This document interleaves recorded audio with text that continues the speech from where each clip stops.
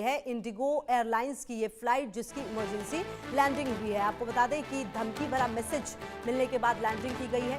Kuwait से हैदराबाद की flight को मुंबई एयरपोर्ट पर लैंड कराया गया है। तो इंडिगो एयरलाइंस की फ्लाइट जिसको आपको बता दें कि धमकी भरा मैसेज मिला है और उसके बाद इसकी लैंडिंग कराई गई। कुवैत से हैदराबाद की ये फ्लाइट थी। धमकी भरा मैसेज मिलने के बाद इसकी लैंडिंग की गई है। मुंबई एयरपोर्ट पर एक फ्लाइट की इमरजेंसी लैंडिंग हुई है।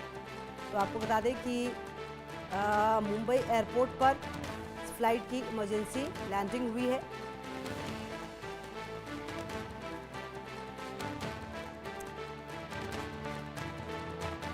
और आपको बता दें कि ये जो धमकी भरा पत्र था वो मिला, जिसके बाद ये जो लैंडिंग है वो कराई गई है। धमकी भरा मैसेज मिला है जिसके बाद लैंडिंग की गई है मुंबई एयरपोर्ट पर।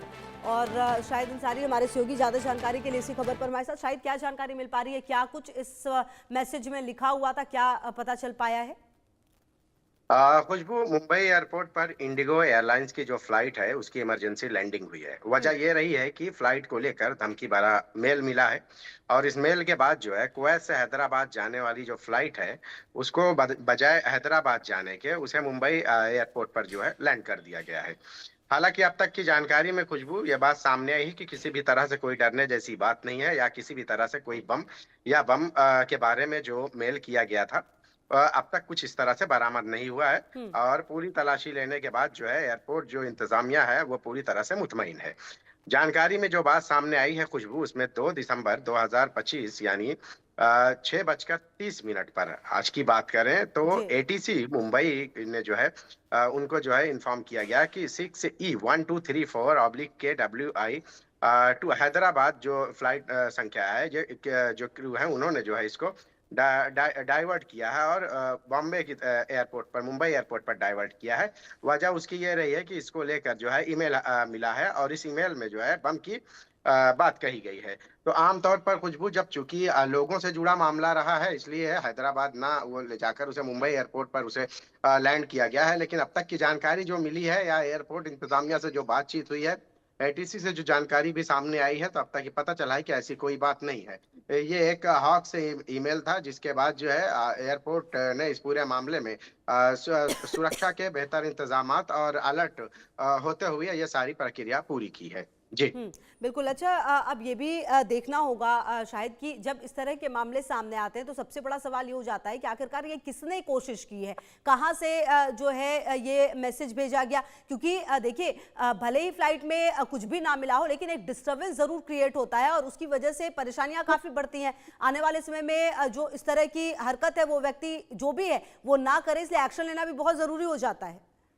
खुशबू, देखिए आपने जो बात कही है कि इस तरह के जो कॉल मैसेज और उसके साथ साथ जो है जो अलर्ट के नंबर होते हैं उन पर अक्सर के इस तरह के हम्म। जो है मैसेज या कॉल आते हैं। बाद में उसकी छानबीन जब होती है तो इस छानबीन के बाद पता चलता है कि ये हॉक्स कॉल है या हॉक्स ईमेल है या तो हॉक्स मैसेज है। लेकिन जाहिर सी बात है कि जब ये सब कुछ होता है तो उस दौरान जो है फ्लाइट या ये सब पूरी तरह से डिस्टर्ब हो जाती है। और दूसरी अहम बात यह है कि किसी भी मैसेज को जो है जो सुरक्षा एजेंसियां हैं वो उसे हल्के में नहीं ले सकती।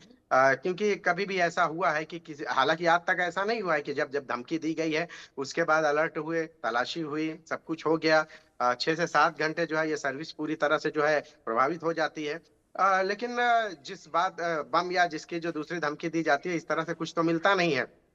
लेकिन जो 6 से 7 घंटे की जो समय होता है, इतने समय में जो सारी सर्विस जो है पूरी तरह से प्रभावित हो जाती है। अब रही बात, देखिए इससे पहले भी जो है कई कॉल आए, मुंबई एयरपोर्ट को कॉल आए, मुंबई पुलिस को आए, आमतौर पर जो है कई हॉस्पिटल से हाई कोर्ट को भी उड़ाने की इस तरह के हॉक्स कॉल आते रहते हैं। पुलिस जो है इस पर कार्रवाइयां भी करती है, गिरफ्तारियां भी होती है। बावजूद उसके हॉक्स कॉल का, हॉक्स मेल का, हॉक्स मैसेज का जो है ये सिलसिला अब भी थमने का नाम नहीं ले रहा है। जी खुशबू। बिल्कुल। और शायद देखिए, अगर देखा जाए तो पिछले कुछ समय में जब इस तरह के कॉल्स की, इस तरह की धमकी भरे मेल की बहुत ज़्यादा शिकायतें आ रही हैं और पिछले दिनों एक बड़ी मीटिंग भी हुई थी जिसमें खुद पीएम की, गृह मंत्री की मौजूदगी थी, जिसमें इस पर भी चर्चा हुई कि जो साइबर अपराध है वो कैसे रोका जाए, क्योंकि ये बहुत ज़्यादा ज़रूरी है। आप देखिए, कल ही संसद में जो केंद्रीय मंत्री हैं उनकी तरफ से भी बातें मानी गई हैं। तो कुल मिलाकर अब इस पर बहुत ज़्यादा ज़रूरी है कि सख्त कदम उठाए जाएं, बड़े एक्शन लिए जाएं, क्योंकि पिछले दिनों में ये घटनाएं काफी तेजी से ज्यादा हो रही हैं। चाहे स्कूल में धमकी भरे पत्र आते हो या फिर किसी बड़ी बिल्डिंग को निशाना बनाने की बात कही जा रही हो। खुशबू देखिए, पिछले अगर 24 घंटे की बात की जाए तो मुंबई में ये तीसरा कॉल है। हाँ, ये हॉक्स कॉल की मैं बात कर रहा हूँ। पिछले अगर हम 24 घंटे की बात करें, कल की बात करें तो सांता क्रूज के एक स्कूल में, मीरा रोड के एक स्कूल में, फिर उसके बाद ये फ्लाइट को लेकर ये जो मेल आया है। तो जाहिर सी बात है, देखिए जब कोई भी इस तरह की हरकत करता है और इस तरह के कोई भी hoax call, mail, message, calling, ये जो भी रहते हैं, इसको लेकर जो सुरक्षा एजेंसियां हैं, उनके जो बनाए गए कवानीन हैं, उन कवानीन पर अमल करते हुए उनके खिलाफ सख्त कार्रवाइयां करती है। हम्म। कई लोगों की गिरफ्तारियां भी हुई। कई बार देखिए ऐसा भी हुआ है ठीक कि है, बिल्कुल, मानसिक और इस रोगी भी पर और बताया एक्शन गया। होना भी चाहिए शायद। बहुत शुक्रिया आपका इन तमाम